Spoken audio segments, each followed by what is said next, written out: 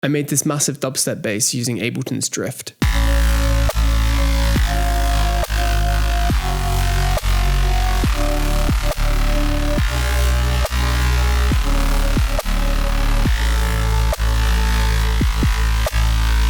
Drift is really cool. It's designed to kind of mimic the natural drifting of things like pitch and frequency that happen on analog circuitry. This is the default patch for Drift.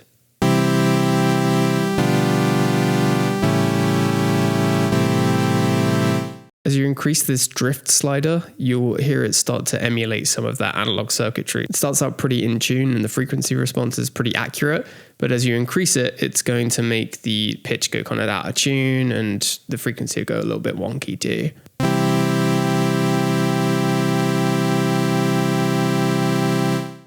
It's subtle, but it's pretty effective at emulating that analog sort of sound. Because of that unique characteristic, most producers are going to be using Drift for its intended purpose, which is to emulate analog sounds. I wanted to see if you could use Drift in a way to rival sounds that you get out of a wavetable synth like Serum 2, or an FM synth like, well, I guess Serum 2 can do that too.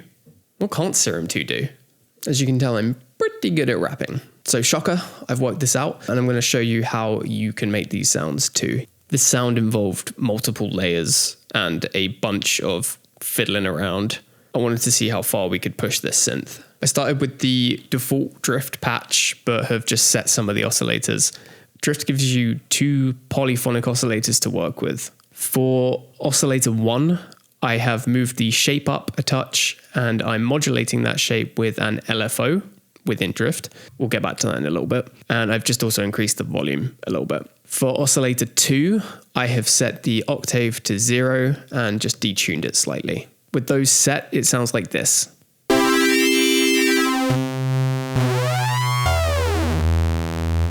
Let's take a look at the filter and envelope section.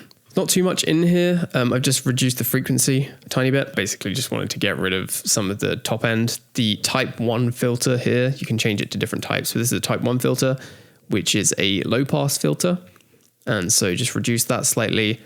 And I have increased the resonance ever so slightly here. The reason that I did that is with a quality parameter of the resonance here, it kind of cut off too much of the high and I didn't want it to be accentuating the highs. So about halfway leaves in some of that top end that we're looking for here. We're modulating the frequency just a tiny little bit using envelope 2, which we will get to in just a moment. So about 21%-ish. And then to those envelopes, the first envelope is just out of the box default. There's nothing crazy happening here. Second envelope, all I've done is increase the attack slightly to 400 milliseconds. And this is serving both as the envelope for oscillator 2 to kind of swell the sound in, but also as the frequency modulation on the filter itself so that the filter also swells in just a tiny bit. With the oscillator and the envelope set with a bit of filtering, this is how it sounds.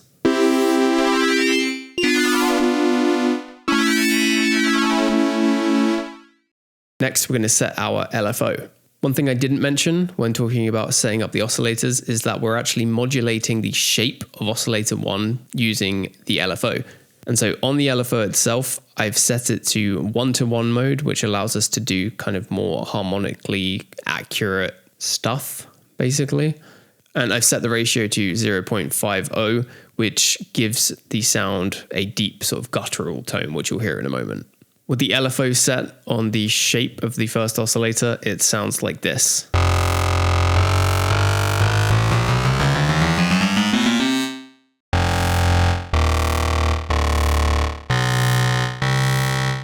Finally, in the mode section, I've set this to unison so we can create kind of a wide sound and set that to about 12%. So it's not too wide, but it's also not too mono.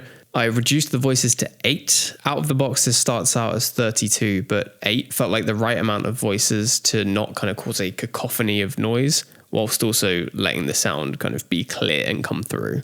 And then, because it would be rude not to, we've set 25% on the drift, so we get a little bit of the drift coming through. That leaves us with this sound.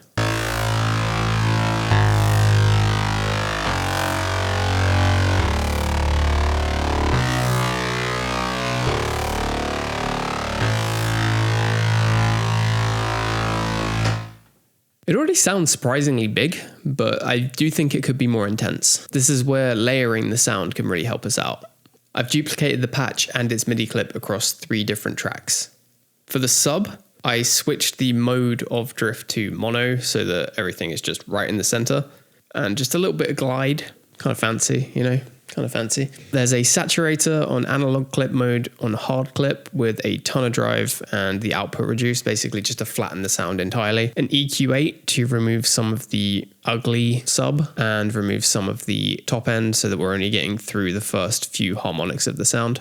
And then finally, because I'm paranoid, I added a utility set to mono so that this track is definitely mono. All of that sounds like this.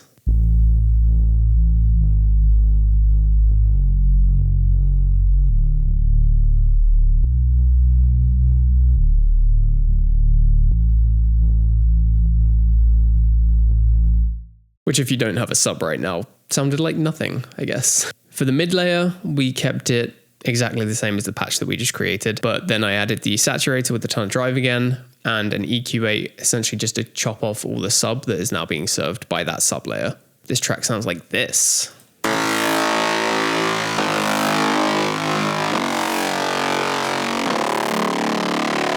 For the top layer, on drift, I increased the frequency quite a bit to make sure that we include a lot of the top end.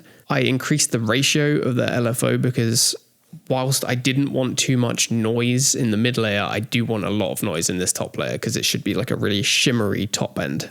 Mode is still unison, but increased that up a bit and also increased the voices back up to 32, again, because I want basically noise in the top end. Same saturator, and then EQ8, I've chopped everything out. All the mids, all the bottom end, just the top end is remaining. And finally added a kilohertz has to widen the stereo. This one sounds horrible on its own.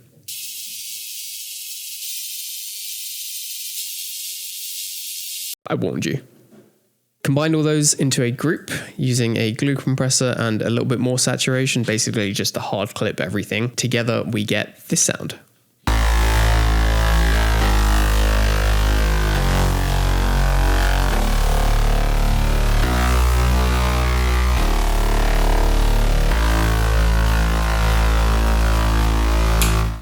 So I think that was relatively successful. We took something that was intended for analog synthesis and turned it into something that you could probably hear from a Serum 2 patch. Taking this and combining it with some other instruments, drums, and a piano for some reason, but sounded cool, we get this finished beat.